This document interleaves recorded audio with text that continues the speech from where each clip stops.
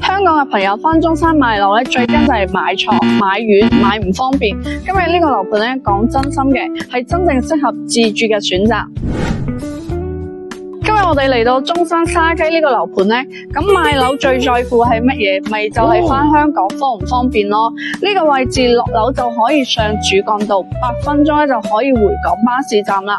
港車北上大橋、高鐵樣樣方便。朝早中山飲茶，晏晝返香港都冇問題啊！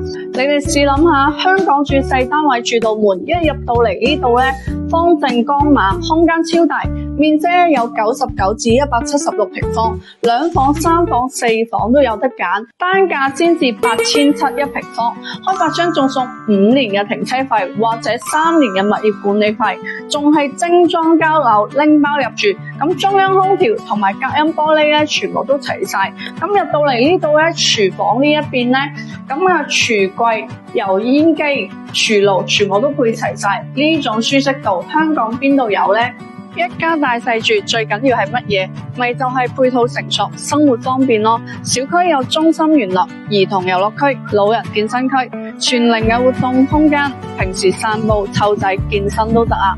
樓下仲有幼兒園，周邊有中心小學、龍山中學等優質學校，讀書都唔使愁啊。行幾步就到沙溪公園、鳳凰山公園，休閒散步都好舒服啊。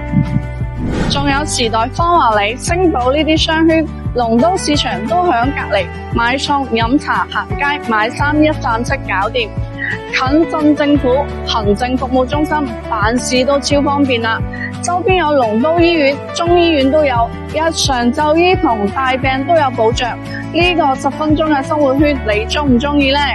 好似我上個客戶陳生買咗呢一度之後咧，每個禮拜都會帶屋企人返嚟呢度住，生活質量咧真係提高咗好多啊！實話實說，醫療日常咧係夠用嘅，配套已經好齊全，勝在方便抵買。呢個條件你心唔心喐呢？如果你都係想穩陣配套齊，返香港方便，呢個樓盤一定要親身過嚟睇啊！想知道更多嘅詳細資料或者想了解其他區域，直接留言諮詢我啦。